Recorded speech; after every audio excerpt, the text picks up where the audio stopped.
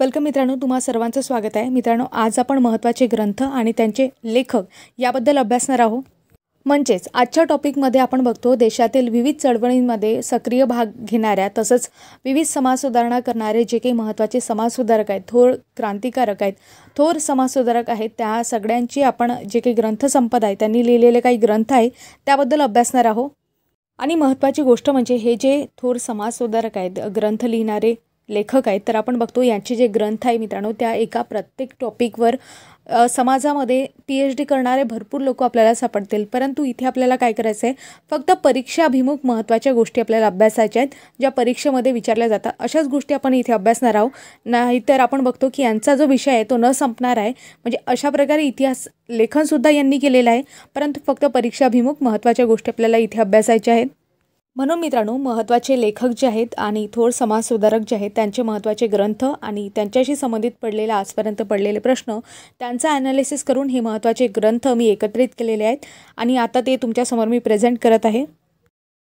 पहिले जे लेखक आहेत डॉक्टर बाबासाहेब आंबेडकर हे आहेत आणि आपण त्यामध्ये बघतो की त्यांचे कोणते ग्रंथ आहेत, तर riddles in हिंदुझम, thoughts on Pakistan. तसंच आपण बघतो या व्यतिरिक्त डॉक्टर बाबासाहेब आंबेडकरांनी भरपूर ग्रंथसंपदा त्यांची आहे. तर मित्रांनो, आणखी एक महत्त्वाची गोष्ट डॉक्टर बाबासाहेब आंबेडकरांबद्दल आपण बघतो त्यांचे जे ग्रंथ आहेत ना ते ग्रंथ त्यांनी इंग्लिश भाषेमध्ये लिहिले आहेत जास्त करून. मग असं का त्यांनी केलं, कारण की त्यांना असं वाटायचं ज्यावेळेस आपला भारत स्वतंत्र नव्हता अशा वेळेस त्यांनी हे ग्रंथ लिहिले आहेत आणि त्यावेळेस आपण बघतो की त्यांना असं वाटायचं की भारतातील महत्त्वाचे जे काही प्रॉब्लेम आहेत म्हणजे पैशाचा प्रॉब्लेम आहेत, गरीब लोकांना कशाप्रमाणे पैसा आणि अर्थनीती वगैरे हे भारतामध्ये कशी प्रकारे चालत राहते, ते कसे प्रॉब्लेम येतात, त्याच्यानंतर अनटचेबिलिटी आहे म्हणजे अस्पृश्यता वगैरे ह्या सगळ्या गोष्टी आहेत त्या कशा येतात, इथे कसं धार्मिक वातावरण आहे आणि ह्या सगळ्या ज्या समस्या आहेत अशाच भरपूर समस्या आहेत. त्या भरपूर समस्या प्रत्येक याच्यावर कसे लोकांचं व्यक्तिमत्व आहे ह्या सगळ्या गोष्टी ज्या आहेत त्या लोकांपर्यंत म्हणजे इंग्रजांना ह्या गोष्टी समजाव्या जेणेकरून भारतामध्ये काहीतरी सुधारणा घडवून आणता यावी, यासाठी त्यांनी हे जे ग्रंथ आहेत ते प्रामुख्याने कशामध्ये लिहिले आहेत, इंग्लिशमध्ये लिहिले आहेत.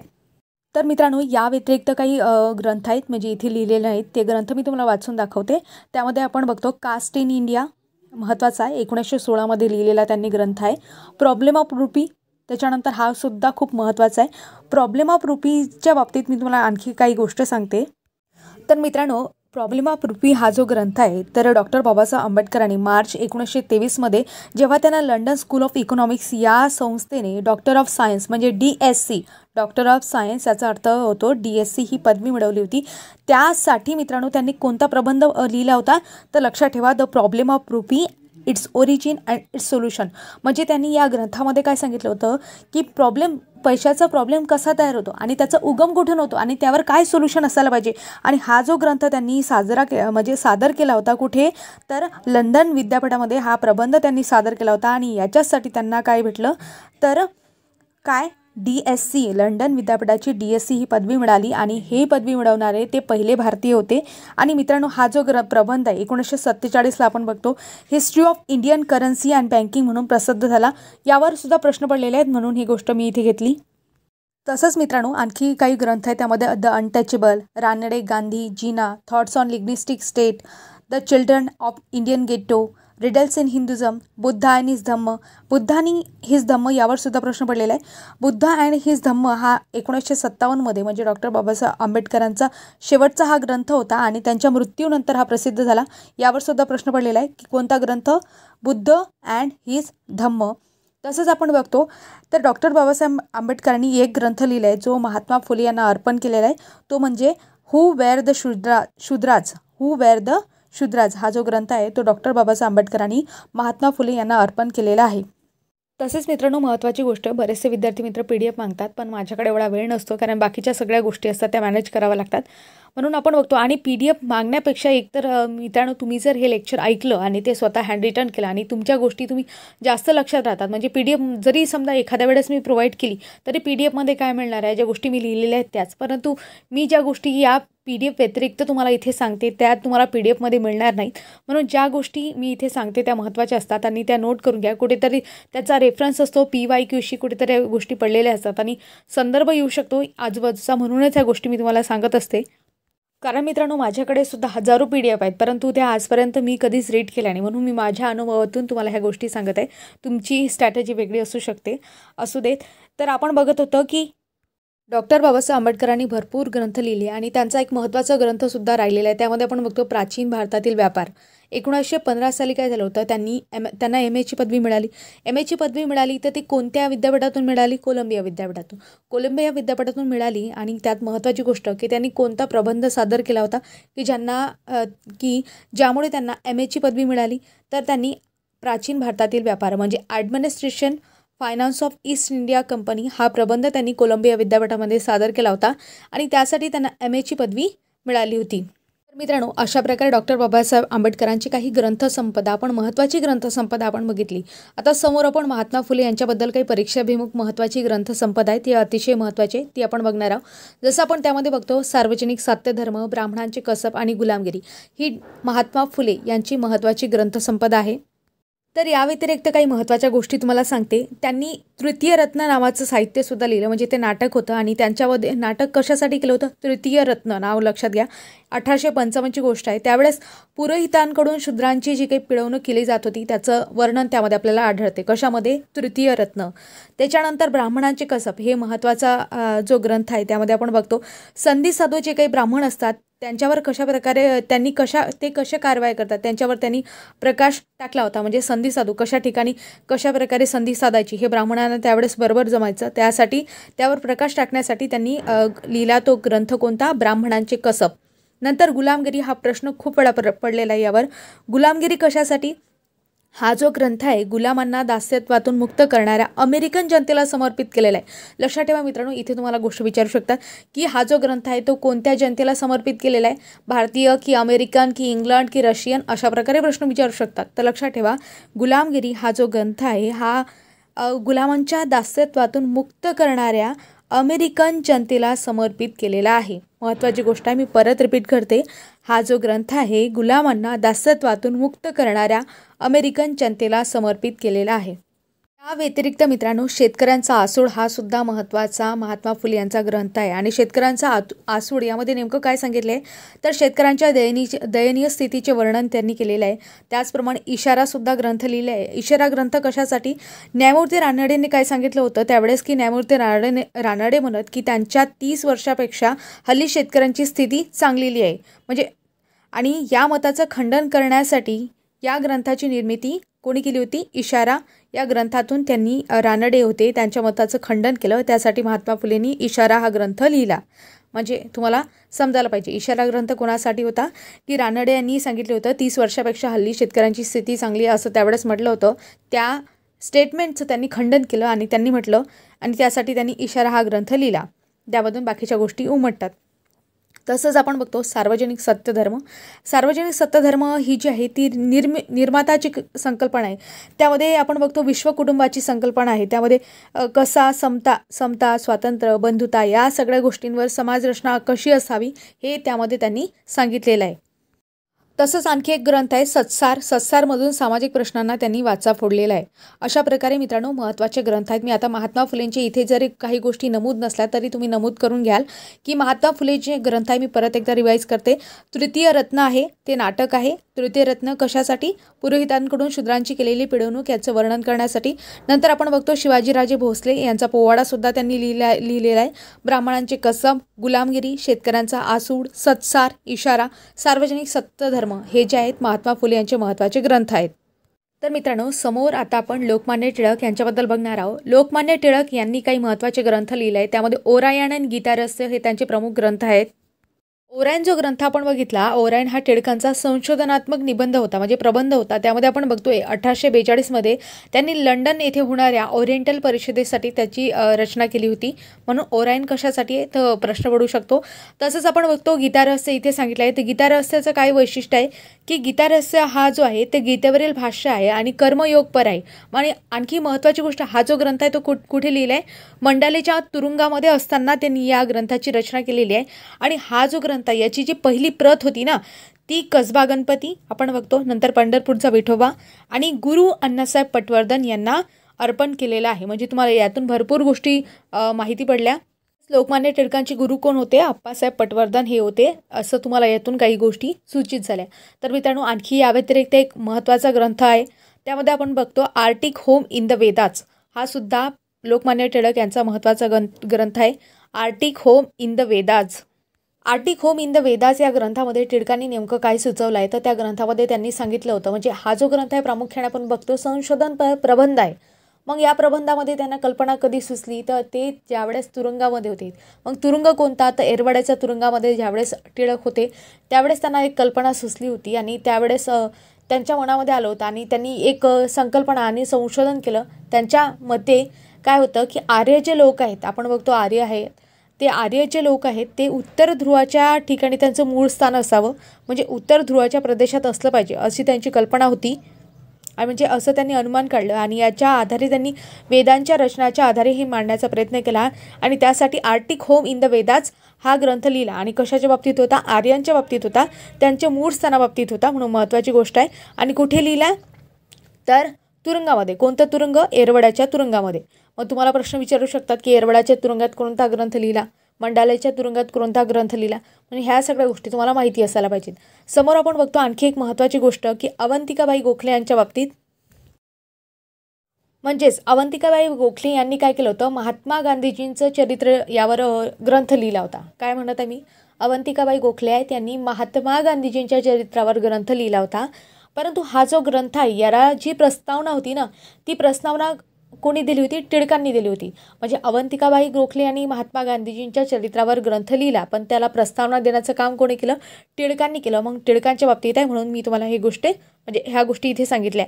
आणखी एक महत्त्वाची गोष्ट राहिली होती, त्यामध्ये आपण बघतो टिळकांनी वेदांग ज्योतिष्य हा सुद्धा ग्रंथ लिहिलेला आहे. अशा प्रकारे लोकमान्य टिळक यांचे महत्त्वाचे ग्रंथ आपण बघितले. समोर मित्रांनो गोपाळ गणेश आगरकर आहेत, म्हणजे समकालीन हेत लोकमान्य टिळकांच्या गोपाळ गणेश आगरकर यांच्या बाबतीत आपल्याला बघायचं आहे. तर गुलामांचे राष्ट्र, विकारविलासित हे त्यांचे प्रमुख ग्रंथ आहेत. तसेच या व्यतिरिक्त डोंगरीच्या तुरुंगातील आमचे 101 दिवस, म्हणजे आपण बघतो लोकमान्य टिळक आहेत आणि आगरकर हे डोंगरीच्या तुरुंगामध्ये होते, त्यावेळेस त्यांनी आपण बघतो आगरकरांनी ग्रंथ लिहिला आहे. त्या ग्रंथामध्ये त्यांनी सांगितलं डोंगरीच्या तुरुंगातील आमचे 101 दिवस अशी ग्रंथसंपदा त्यांची आहे, म्हणजे आगरकरांची आहे. आणि आगरकरांबाबत आणखी एक महत्त्वाची गोष्ट की त्यांनी वराड समाचार हे सगळ्यांना माहिती असेल, म्हणजे अकोल्यातील वराड समाचार होता, या वृत्तपत्रामध्ये सुद्धा भरपूर लेख लिहिले आहेत.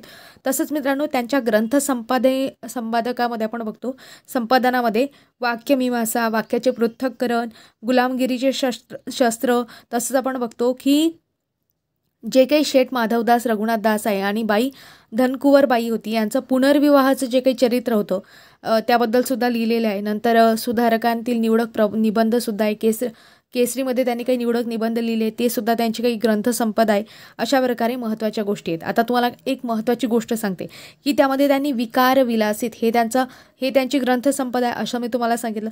मग विकार विलासित यामध्ये नेमकं काय झालं होतं? शेक्सपियर आहे, सगळ्यांना माहिती असेल शेक्सपियर कोण आहे म्हणून.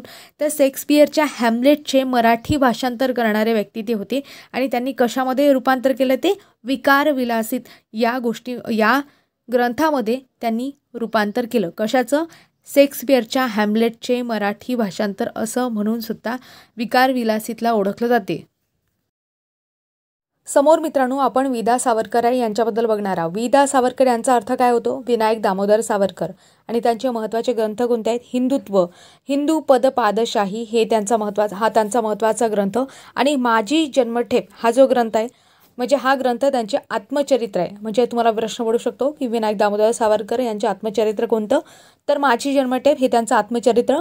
त्याच्यानंतर मी तुम्हाला सांगितलं इंग्रजी ग्रंथापैकी हिंदू पद पादशाही हा जो आहे इंग्रजी ग्रंथ आहे, त्यामध्ये आणखी महत्त्वाचे इंग्रजी ग्रंथ आहे. त्यामध्ये वॉर ऑफ इंडियन इंडिपेंडन्स 1857चा जो उठाव झाला होता त्याबद्दल त्यांनी लिहिलेला आहे. नंतर आपण बघतो Hindu Rashtradarshan, historic statement, letters from the Andaman, कारण अंदमान निकोबारमध्ये आपण बघतो तिकडे त्या एरियामध्ये त्यांना काळ्या पाण्याची शिक्षा झाली होती, म्हणून महत्त्वाची गोष्ट आहे. त्यांच्याबद्दल तुम्हाला जर समाज सुधारकांबद्दल आणि खूपच म्हणजे इंटरेस्टिंग आणि गोष्टींच्या स्वरूपात जर लेक्चर पाहिजे असेल तर ते कमेंटमध्ये नक्की सांगा, जेणेकरून आपण एक जे काही समाज सुधारक आहे ते सुद्धा कव्हर करू. ही महत्त्वाची कादंबरीसुद्धा आहे मित्रांनो. काळे पाणी, मला त्याचं काय, अथवा मलबारातील मोफल्यांचं बंड, अशा प्रकारे त्यांची महत्त्वाची कादंबरी आहे. त्याबद्दल मी सुद्धा सांगितलं. यांचे काही नाटकसुद्धा आहेत, काव्यसंग्रहसुद्धा आहे. त्यामध्ये काव्यसंग्रहामध्ये एक सुंदर कविता त्यांनी त्यांनी लिहिलेली आहे, ती म्हणजे सागरा प्राण तळमळाला, ही त्यांची प्रसिद्ध कविता आहे. आणि खूप त्याच्यावरून भाव उमटतात. खूपच सुंदर अशी कविता आहे, सागरा प्राण तळमळाला. त्याच्यानंतर आणखी महत्त्वाची गोष्ट म्हणजे यांचे मराठीसुद्धा काही ग्रंथ आहेत. हिंदुत्व, शत्रूंच्या शिबिरात, अथांग, भारतीय इतिहासातील 6 सोनेरी पानं, अशा प्रकारे ह्या काही गोष्टी आहेत त्या नमूद तुम्ही करून घेसाल. तर मित्रांनो, आता समोर आपण बघतो महात्मा गांधीजींबद्दल आपल्याला बघायचं आहे. महात्मा गांधीजींचे माझे सत्याचे प्रयोग हा प्रसिद्ध ग्रंथ आहे. या व्यतिरिक्त महात्मा गांधीजींनी काही पुस्तकं लिहिली आहे. त्यामध्ये आपण बघतो हिंदी स्वराज्य आहे 1909चं, नंतर माझ्या स्वप्नांचा भारत, मला असा म्हणजे त्यामध्ये त्यांनी भारत कसा असावा त्याबद्दल सांगितलं आहे. दक्षिण आफ्रिकेतील सत्याग्रह, दक्षिण आफ्रिकेमध्ये ते राहिले होते, त्यावेळेस त्यांनी कशाप्रकारे सत्याग्रह घडून आले, तेथील लोकांची परिस्थिती, ह्या सगळ्या गोष्टी त्यामध्ये नमूद आहेत. आणखी महत्त्वाचं, अरे देवा माझा धर्म, सत्य हाच देव आहे. कारण आपण बघतो महात्मा गांधीजी म्हटलं तर सत्याग्रह याच्याशी, या टर्मशी ते संबंधित आहेत. आणि सत्य हाच देव आहे असं त्यांचं म्हणणं होतं. आणि म्हणून तो ग्रंथसुद्धा त्यांनी लिहिला आहे. तर मित्रांनो, समोर आपण बघतो पंडिता रमाबाई यांच्याबद्दल आपल्याला बघायचं. आणि पंडिता रमाबाईबद्दल मी तुम्हाला डिटेल इन्फॉर्मेशन सांगितले. त्यावर प्रश्न कसे पडले आहेत ते आपल्याला घ्यायचे आहेत. म्हणजे प्रश्नांचं ॲनालिसिस करून मी ते लेक्चर बनवलेलं आहे. स्त्री समाज सुधारक, नक्की बघा ते लेक्चर बघितलं नसेल तर. आणि सर्व स्पर्धा परीक्षांसाठी ते उपयुक्त आहे. अशाच प्रकारे टप्प्याटप्प्याने बाकीचे सुद्धा समाज सुधारक कव्हर करू. तर आपण बघतो पंडिता रमाबाई यांचे महत्त्वाचे ग्रंथ. त्यामध्ये Stree Dharmaniti, the high caste Hindu women, the high caste Hindu women, हे जे आहेत ते महत्त्वाचे पंडिता रमाबाई यांचे ग्रंथ आहे, म्हणजे ग्रंथसंपदा आहे. या व्यतिरिक्त बाकीचे डिटेल तुम्ही लेक्चरमध्ये बघा. नंतर आणखी महत्त्वाचे म्हणजे दिनकरराव जवळकर. आता हे जे होते त्यांनी एक महत्त्वाचं पुस्तक लिहिलं आहे आणि मस्त पुस्तक आहे, देशाचे दुश्मन. म्हणजे आपण बघतो मित्रांनो, नेमकं काय झालं होतं, दिनकरराव जवळकर हे महात्मा फुले यांना आदर्श मानत असत. कुणाला? महात्मा फुले यांच्या विचारांचा त्यांच्यावर प्रभाव होता. तसेच शाहू महाराजांच्या विचारांचा प्रभाव होता. म्हणजे सत्यशोधक चळवळीचा त्यांच्यावर प्रभाव होता. मग आपण बघतो की जे काही महात्मा फुले होते त्यांचा पुतळा त्यांना बसवायचा होता. तर पुतळा बसवण्यास टिळक जे आहेत ते टिळकांचे अनुयायी आहेत. त्या अनुयायांनी काय केला तर याला विरोध केला. मग त्यामध्ये प्रामुख्याने गणपत नलावडे नावाची व्यक्ती होती. मग त्या व्यक्तींनी यासाठी काय केलं, महात्मा फुलेंची बदनामी झाली पाहिजे यासाठी सत्यशोधक की ख्रिस्ती सेवक अशा प्रकारची पुस्तिका सादर केली होती, म्हणजे प्रसिद्ध केली होती. आणि या प्रकाराला उत्तर देण्यासाठी दिनकरराव जवळकर यांनी काय केलं, देशाचे दुश्मन हे पुस्तक लिहिलं. कारण आपण बघतो की महात्मा फुले यांचं कार्य किती म्हणजे जनमानसामध्ये आपण बघतो समाज सुधारक आणि प्रत्येक गोष्टीनं किती महत्त्वपूर्ण होतं. तरीसुद्धा त्यांच्याबद्दल अशा प्रकारची पुस्तिका प्रसिद्ध झाली होती. आणि हे दिनकरराव जवळकरांना खपलं नाही. मग त्यांनी देशाचे दुश्मन अशा प्रकारचं पुस्तक लिहिलं. आणि टिळक आणि त्यांचे जे अनुयायी आहेत त्यांच्यावर काय केलं, चिपळूणकर जसं आहेत त्यांच्यावर काय केली, प्रखर टीका या पुस्तकाच्या माध्यमातून केली. तर मित्रांनो, या व्यतिरिक्त काही महत्त्वाचे पुस्तक आहेत ते सुद्धा तुम्ही नोट करून घ्या. म्हणजे इथे काही गोष्टी नमूद नाही. त्यामध्ये प्रामुख्याने क्रांतीचे रणशिंग, तसंच आपण बघतो श्री शिवस्मारक पुराण. आणखी महत्त्वाचं म्हणजे शेतकऱ्यांची कैफियत. हे महत्त्वाच्या गोष्टी आहेत ज्या तुम्हाला सांगितल्या, तर नोट करून घेसाल. नंतर समोर आपण बघतो महादेव गोविंद रानडे आहेत. आणि त्यांचं खूप महत्त्वाची गोष्ट म्हणजे त्यांचे ग्रंथ आपल्याला माहितीच पाहिजेत. The rights of Maratha power आणि एकेश्वरांची कैफियत हे महत्त्वाचे ग्रंथ आहेत. कोणाचे आहेत? महादेव गोविंद रानडे यांचे आहेत. समोर मित्रांनो श्रीपाद अमृत डांगे यांच्याबद्दल ग्रंथसंपदा आपण बघितली. तर गांधी आणि लेनिन हे पुस्तक कोणाचं आहे, तर श्रीपाद अमृत डांगे यांचं हे पुस्तक आहे. नंतर आपण बघतो केशवराव ठाकरेंबद्दल माझी जीवनगाथा आणि भिक्षुकशाहीचे बंड. विचारू शकतात मित्रांनो, केशवराव ठाकरे आहेत, केशवराव ठाकरेंबद्दल माझी जीवनगाथा आणि भिक्षुकशाहीचे बंड आहेत, ते अतिशय महत्त्वाचे त्यांची ग्रंथसंपदा आहे. मुक्ता साळवेबद्दल मी तुम्हाला ऑलरेडी सांगितलेलं आहे. मुक्ता साळवे म्हणजे स्त्री समाजसुधारकमध्ये मुक्ता साळवे यांनी काय केलं होतं, मांग महाराजांच्या दुःखाविषयी निबंध लिहिला होता. आणि त्यालाच आपण दलित साहित्याचे पहिले पान असं म्हणतो. कारण मुक्ता साळवे यांच्यावर जे होतं महात्मा फुले यांचा विचारांचा प्रभाव होता. आणि मुक्ता साळवे ज्या होत्या, महात्मा फुले यांनी ज्या काही शाळा सुरू केल्या होत्या त्यामध्ये मुक्ता साळवे सुरुवातीला विद्यार्थिनी होत्या, नंतर त्या समोर शिक्षिकासुद्धा झाल्या. तर मित्रांनो, आपण बघतो समोरचे अतिशय महत्त्वाचे लेखक म्हणजे दादाभाई नौरोजी. आणि त्यांचं एक महत्त्वाचं पुस्तक म्हणजे poverty and un-British rule in India. आणि यामध्ये त्यांनी संपत्तीचं वहन कसं होते हे सांगितलं आहे. संपत्तीचं वहन कसं होते म्हणजे हा सिद्धांत त्यांचा आहे. आणि यावर प्रश्नसुद्धा पडलेला आहे. नेमकं यामध्ये काय सांगितलं आहे की इंग्रज जे आहे ते कशी भारतातील संपत्ती इंग्लंडमध्ये किंवा त्यांच्या ठिकाणी म्हणजे कंपनीमध्ये किंवा त्यांच्या इंग्लंडमध्ये कशी नेतात, कशा प्रकारे ती लूट करतात आणि हा अंदाज आहे त्यांनी सांगितलेला आहे. त्यामधून त्यांनी बरेचसे आकडेसुद्धा प्रकाशित केले होते आणि त्यावेळेस त्यांच्या डोक्यामध्ये एवढ्या सगळ्या गोष्टी असणं आणि त्यांचा एवढा गाढा अभ्यास असणं त्यावर विचार करू शकता. आणि त्यांनी कसे संपत्तीचं वहन करतात इंग्रज याबद्दल डिटेलपणे सांगितलं आहे या पुस्तकामध्ये. तर मित्रांनो, समोरचा अतिशय महत्त्वाचा ग्रंथ आणि लेखक आपण बघतो राष्ट्रसंत तुकडोजी महाराज. त्यांचा ग्रामगीता हा ग्रंथ आहे. ग्रामगीता हा ग्रंथ राष्ट्रसंत तुकडोजी महाराजांचा हे सगळ्यांना माहिती असते. परंतु त्यामध्ये नेमकं काय लिहिलेलं आहे तर ग्रामविकासाशी संबंधित सगळ्या गोष्टी त्यावर लिहिल्या आहे. वैयक्तिक जीवनाशी संबंधित महत्त्वाच्या गोष्टी त्यावर लिहिल्या आहे. त्यावर समस्या, त्यावर कसे उपाय, या सगळ्या गोष्टींचा तिथे आपल्याला आढावा मिळतो त्या पुस्तकामध्ये. तसंच त्यांनी आणखी काही रचनासुद्धा आहेत. त्यांच्या आदेश रचनामध्ये त्यांनी व्यायामाचे महत्त्व स्पष्ट केलेले आहे. तसंच सुविचार स्मरणी हा त्यांचा प्रसिद्ध ग्रंथ आहे आणि तो कधी लिहिला 1942 साली जेव्हा त्यांनी आंदोलनामध्ये भाग घेतला होता आणि त्याच्यानंतर त्यांना अटक झाली होती त्यावेळेस त्यांनी तुरुंगामध्ये लिहिलेलं आहे. म्हणजे लक्षात ठेवा, इथे कोणत्या गोष्टी नमूद केलेल्या नाहीत मी, तर लक्षात ठेवा सुविचार स्मरणी हा राष्ट्रसंत तुकडोजी महाराज यांचा ग्रंथ आहे आणि तो कुठे लिहिला तर तुरुंगात असताना लिहिलेला आहे. नंतर आदेश रचना हे त्यांचा म्हणजे हा सुद्धा त्यांचा ग्रंथ आहे आणि त्याच्यामध्ये कशाचं महत्त्व स्पष्ट केलं आहे तर व्यायामाचं महत्त्व स्पष्ट केलेलं आहे. अशा प्रकारे मित्रांनो राष्ट्रसंत तुकडोजी महाराजांबद्दल आपण बघितलं.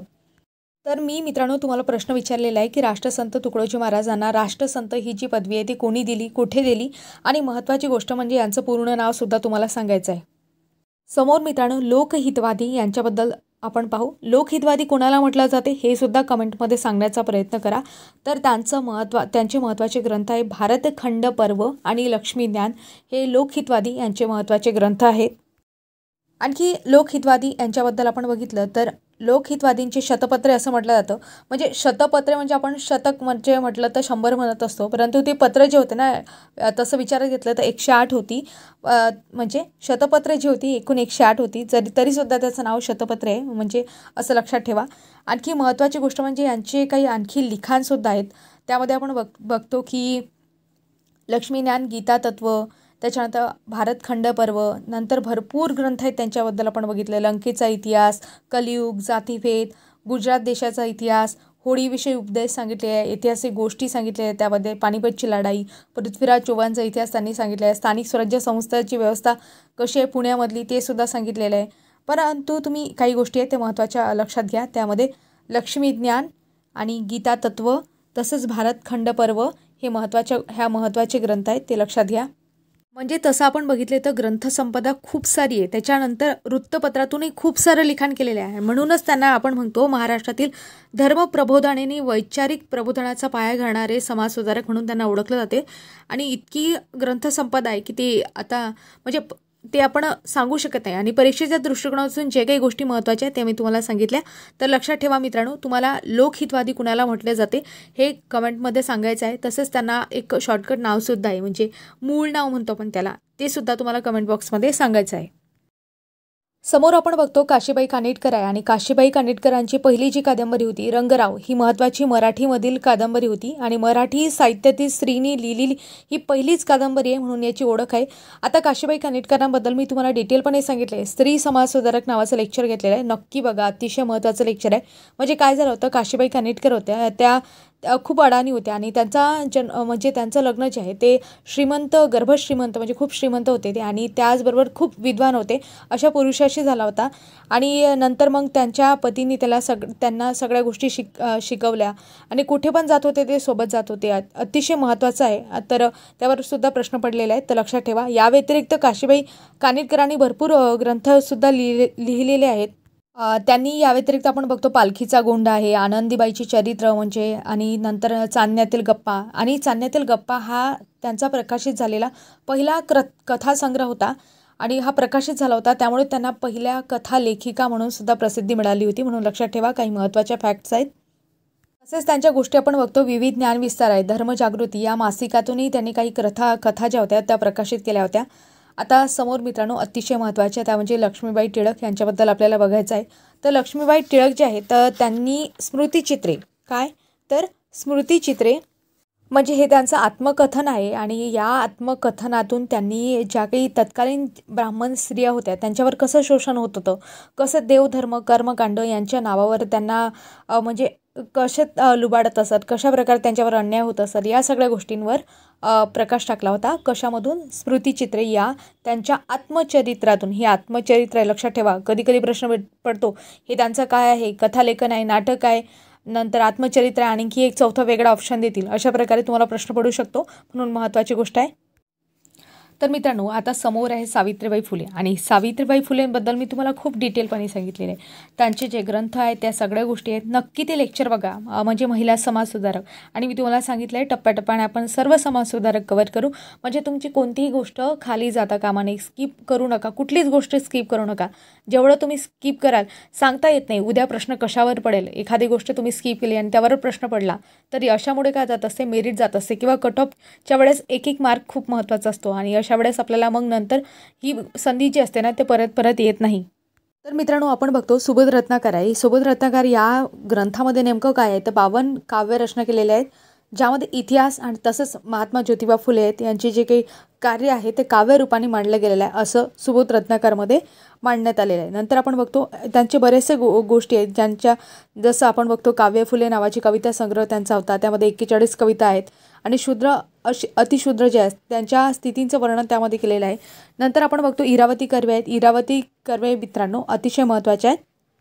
तर मित्रांनो, आपण बघतो की महर्षी कर्वे आहेत. महर्षी कर्वे कोण? महर्षी धोंडो केशव कर्वे आहे. शिक्षणाशी संबंधित असणारे आहेत ते, म्हणजे शिक्षणाशी संबंधित महत्त्वाचे समाजसुधारक म्हणून त्यांना गणले जाते.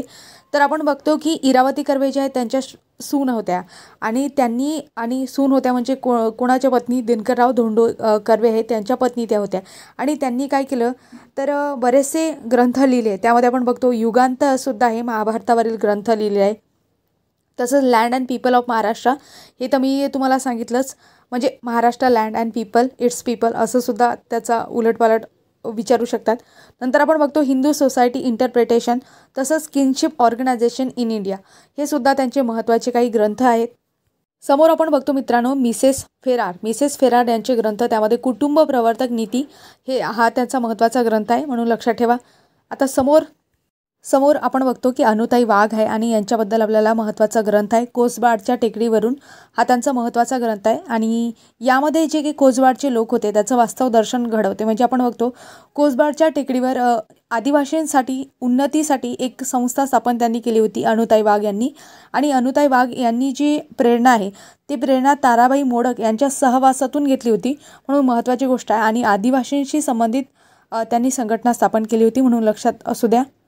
समोर आहेत रमाबाई रानडे, आणि रमाबाई रानडे यांच्याबद्दल आपण डिटेलपणे बघितलं आहे. लेक्चरची लिंक मी डिस्क्रिप्शनमध्ये टाकून देईन. स्त्री समाजसुधारक, आता स्त्री समाजसुधारक आपण त्यामध्ये पूर्ण कव्हर केलं आहे. फक्त आता महत्त्वाच्या ज्या काही स्त्री समाजसुधारकांच्या रिलेटेड महत्त्वाच्या संस्था आहेत आणि त्याच्यावर जे पडलेले PYQ आहे ते आपण लवकरच अपलोड करू.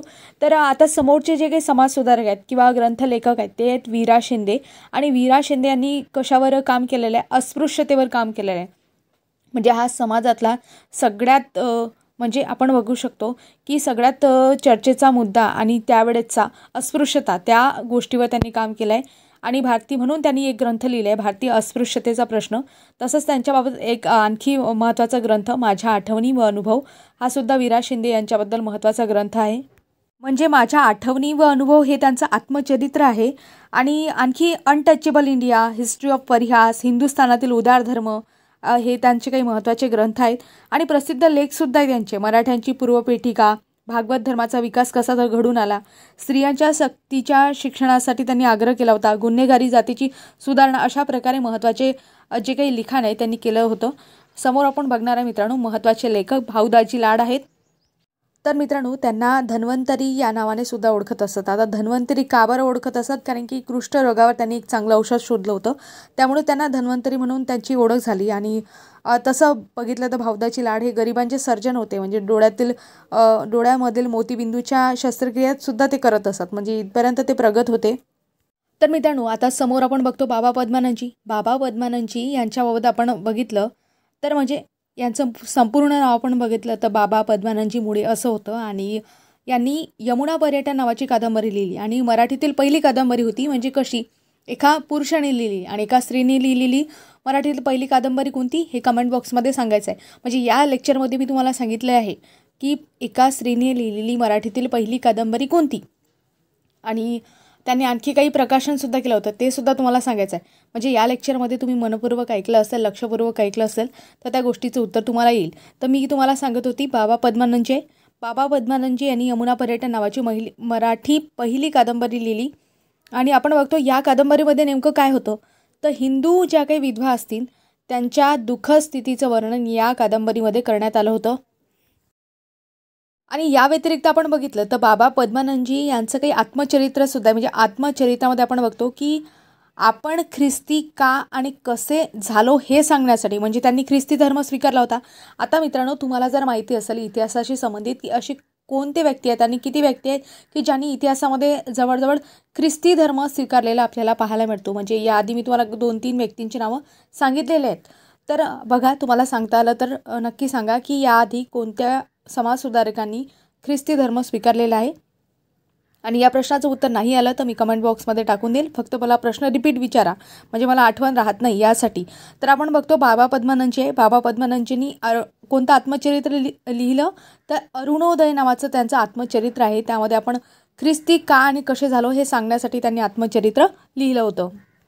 समोर मित्रांनो आपण महर्षी धोंडो केशव कर्वे आहेत यांच्याबद्दल बघणार आहोत. आता शिक्षणाशी संबंधित आहेत, मी आधीच सांगितलं तुम्हाला.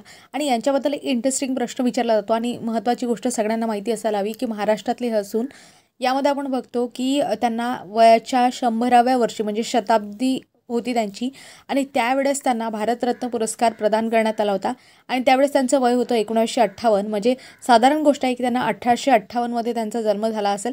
अशा प्रकारे लिंक बेससुद्धा प्रश्न विचारतात की भारतरत्न यांना वयाच्या 1958मध्ये मिळाला, मग त्यांचा जन्म कधी झाला असेल तर साधारण गोष्ट आहे.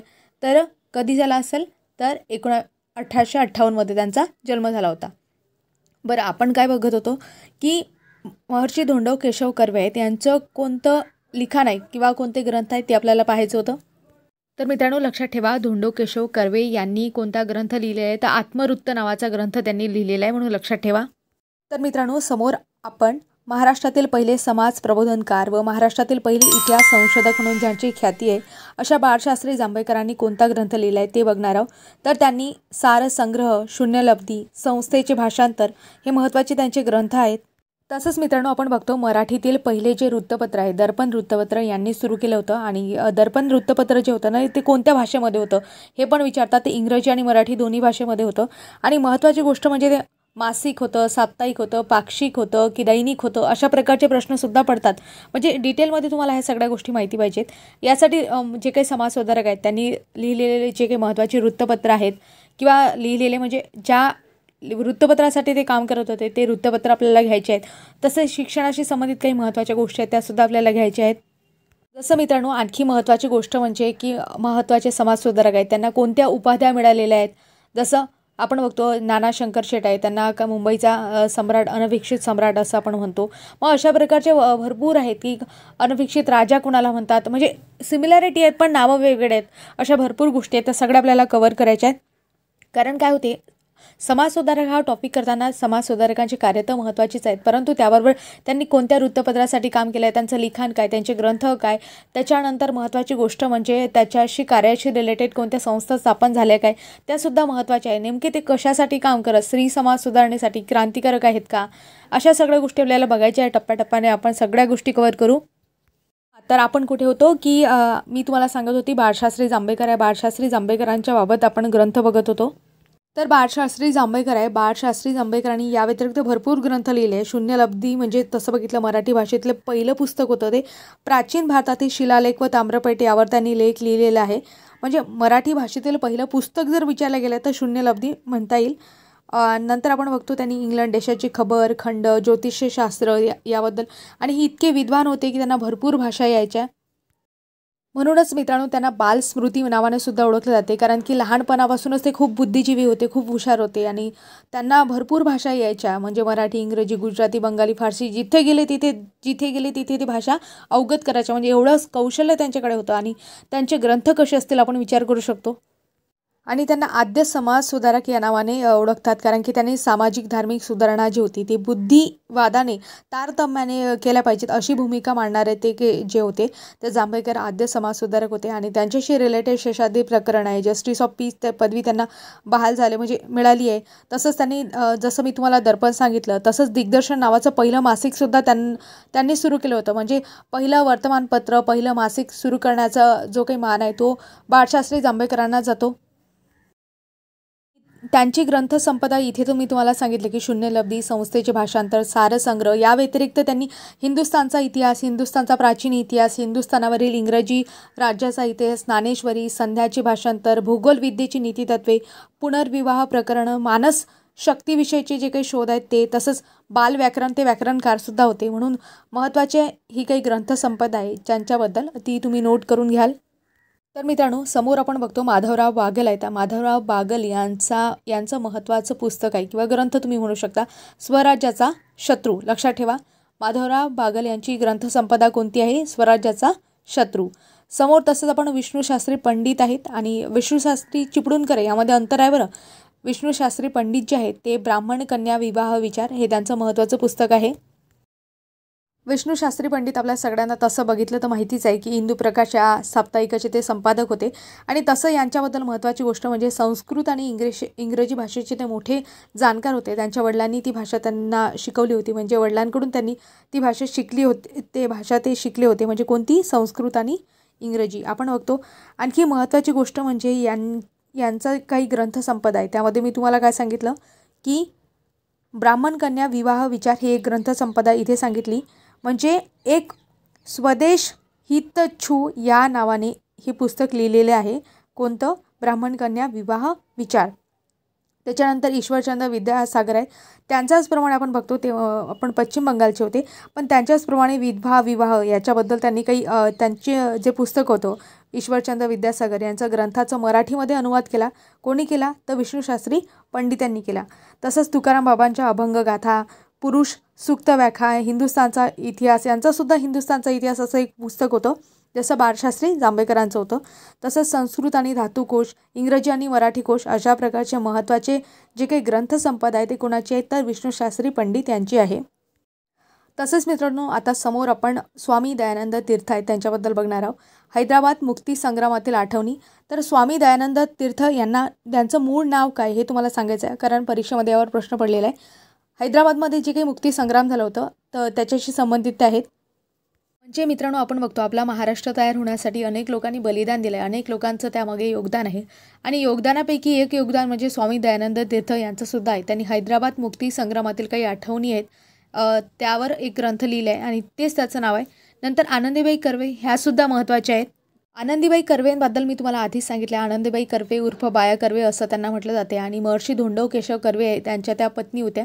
आणि ह्या कुठे होत्या? तर शारदा सदनमध्ये होत्या. आणि शारदा सदन कोणाशी रिलेटेड आहे? तर पंडिता रमाबाई यांच्याशी रिलेटेड आहे. म्हणजे अशी लिंक लावत जा, म्हणजे बाकीचा इतिहास करणं सोपी जाते. तर आपण बघतो आनंदीबाई कर्वे. आनंदीबाई कर्वे यांची महत्त्वाची ग्रंथसंपदा कोणती? तर माझे पुराण हे आनंदीबाई कर्वे यांची महत्त्वाची ग्रंथसंपदा आहे. अशा प्रकारे मित्रांनो, महत्त्वाचे जे काही समाजसुधारक होते, लेखक होते ते आपण घेतले, त्यांचे ग्रंथ घेतले. या व्यतिरिक्त बऱ्याचशा गोष्टी असतील तर त्या आपण एक एक टप्प्याटप्प्याने कव्हर करू. आता समोर मी तुम्हाला महिला समाजसुधारकांवर लेक्चर घेतलं. असंच महिला समाजसुधारकांशी रिलेटेड महत्त्वाच्या संस्था त्यांनी स्थापन केलेल्या आहेत. तसेच महिलांच्या समाज सुधारणेमध्ये भाग घेणारे बाकीचे जे पुरुष समाजसुधारक आहेत त्यांच्याबद्दल सुद्धा आपल्याला प्रश्न पडतात, म्हणून ते सुद्धा महत्त्वाचे, ते सुद्धा तेथे कव्हर करायचे आहे. तसंच त्यांच्यावरचे PYQ सुद्धा आपल्याला राहिलेले आहेत, ते आपण कव्हर करू. आणि मित्रांनो, जसं जसं अपडेट होऊ तसं लेक्चरच्या लिंक ज्या आहेत त्या तुम्हाला कमेंट बॉक्समध्ये मिळत राहतील. तिथून टच करायचं आणि लेक्चर बघायचे. अशा प्रकारे हे लेक्चर तुम्हाला कसं वाटलं हे कमेंट बॉक्समध्ये नक्की सांगा. आणि अशाच नवनवीन अपडेटेड माहितीसाठी चॅनलला नक्की सबस्क्राईब करा. तसेच तुमच्या मित्रमैत्रिणींनासुद्धा व्हिडिओ लिंक शेअर करा. भेटूया नवीन व्हिडिओसह पुढील भागात. तोपर्यंत तुम्ही इथपर्यंत लेक्चर ऐकलं म्हणून तुम्हा सर्वांचे मनापासून आभार. धन्यवाद.